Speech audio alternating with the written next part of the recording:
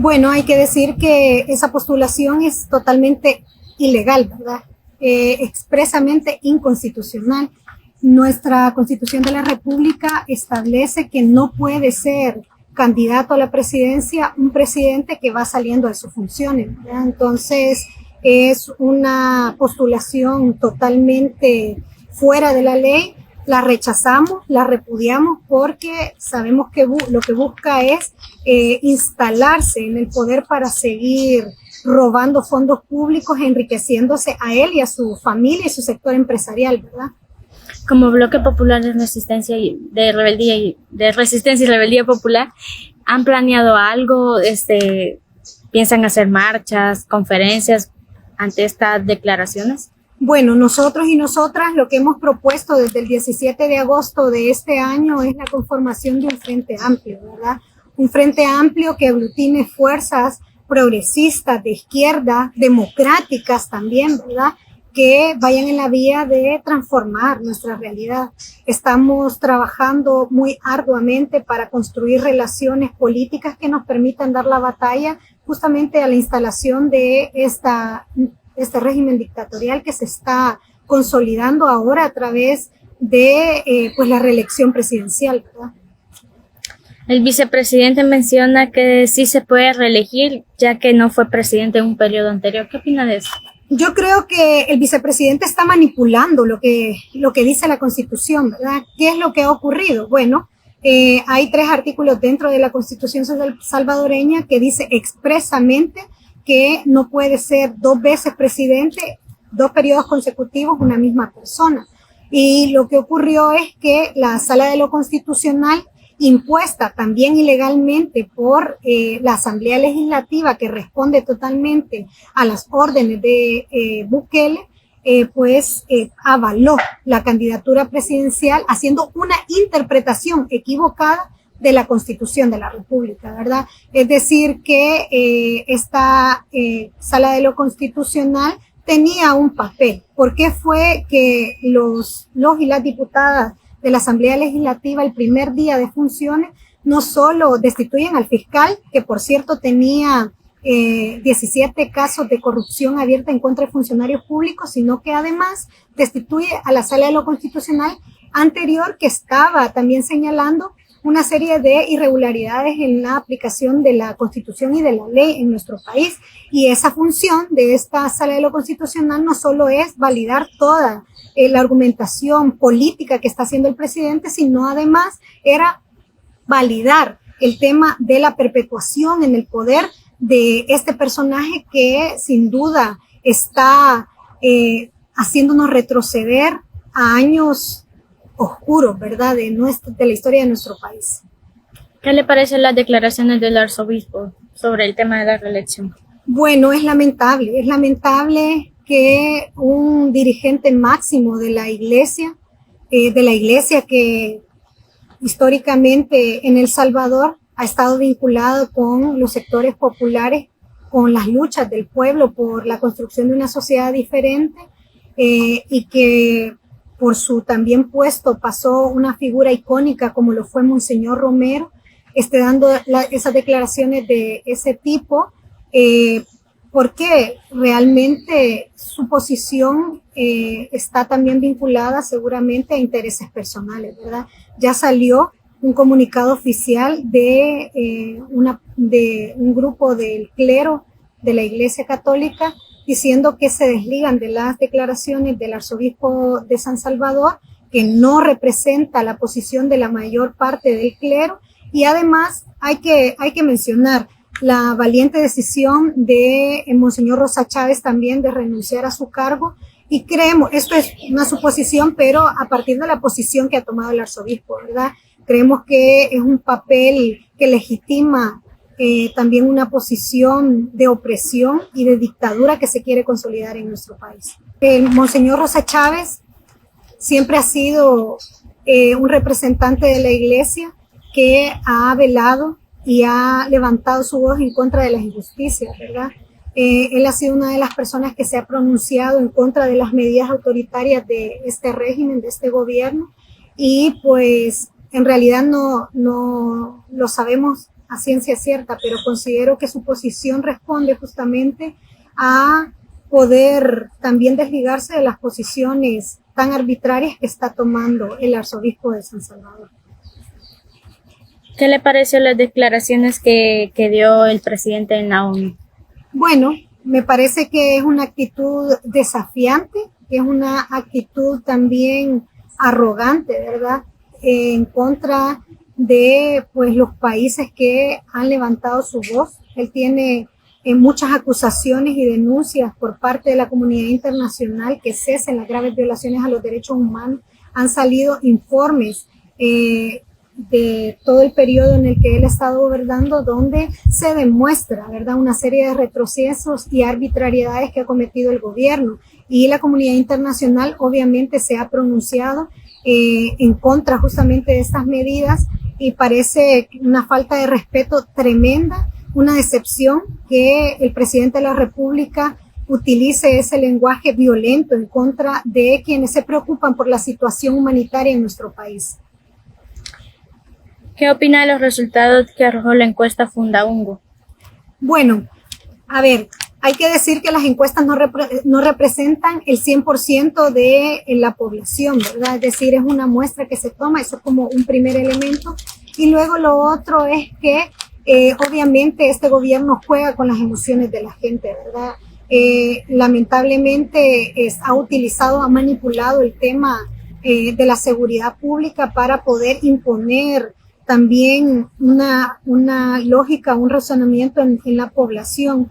Y hay que decir también que su popularidad ha bajado mucho, ¿verdad? Desde el año pasado, el desarrollo de marchas multitudinarias que están señalando y condenando una serie de retrocesos y graves violaciones a los derechos laborales, a los derechos de las mujeres, a los derechos humanos en general, con la imposición del régimen de excepción, pues son una muestra también que esas encuestas no reflejan, ¿verdad? Es decir, hay que hacer una lectura más profunda y también irnos a los sentimientos de la población que están siendo manipulados por este régimen. ¿Cuál es su opinión sobre la sanción que el partido Gana le impuso al diputado Auerbach por haber criticado el trabajo de la bancada 100? Bueno, eso no es más que una muestra, ¿verdad?, de las medidas autoritarias que toma este régimen. Es decir, esa presión del partido Gana no viene de otro lado que no sea justamente de Bukele, ¿verdad? Es decir, el presidente Bukele ha utilizado esos mecanismos en contra de quienes levantan la voz y acusan o señalan justamente una serie de irregularidades en el funcionamiento, no solo dentro del gobierno, sino a estructuras que están vinculadas a ello. Y me parece que es justamente también el reflejo de la persecución a quienes levantan sus voces en oposición a lo que está ocurriendo en el país. Entonces creo que es lamentable que un instrumento político se esté pronunciando y validando justamente la persecución, que además, hay que decir, se ha concretado de otras maneras, ¿verdad? Tenemos, después de 30 años de la firma de la paz, volvemos a tener presos y presas políticas en El Salvador, y además la aprobación de una serie de leyes que van en detrimento y van justamente en la vía de poder silenciar a las voces opositoras en contra de la prensa libre, que está haciendo investigaciones periodísticas profundas respecto a los vínculos que tiene el gobierno con estructuras criminales.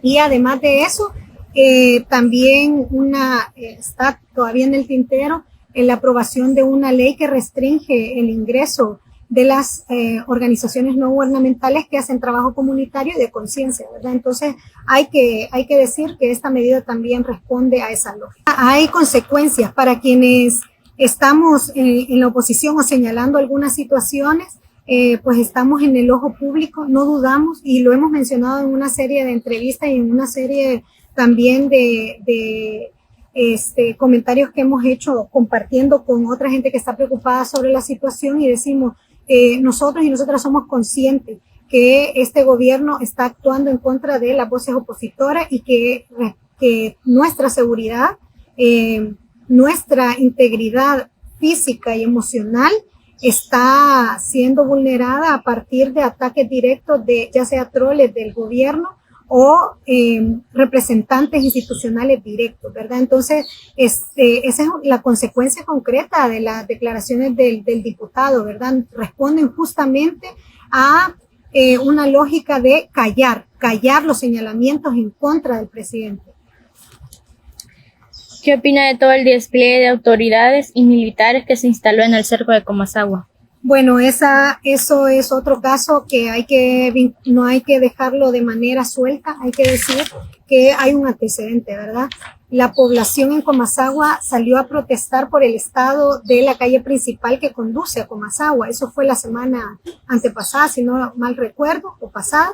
Y la gente ponía en tela de juicio al alcalde, que es de Nuevas Ideas, diciendo que no había logrado arreglar las calles, a consecuencia justamente de hasta los mismos representantes del partido Nuevas Ideas en las comunidades, en las regiones, están sufriendo los golpes, ¿verdad? ¿Qué tiene que ver con esto? Bueno, que el gobierno no quiere entregar el FODE. Entonces las alcaldías no tienen suficiente presupuesto para realizar obras que vayan en función de garantizar las condiciones mínimas de las comunidades. Entonces hubo una protesta, hubo señalamientos, el alcalde intentó lavarse las manos diciendo que los gobiernos anteriores, y la población le respondió: ya pasaron 3 años, no me pueden venir a decir que son los gobiernos anteriores, ya basta.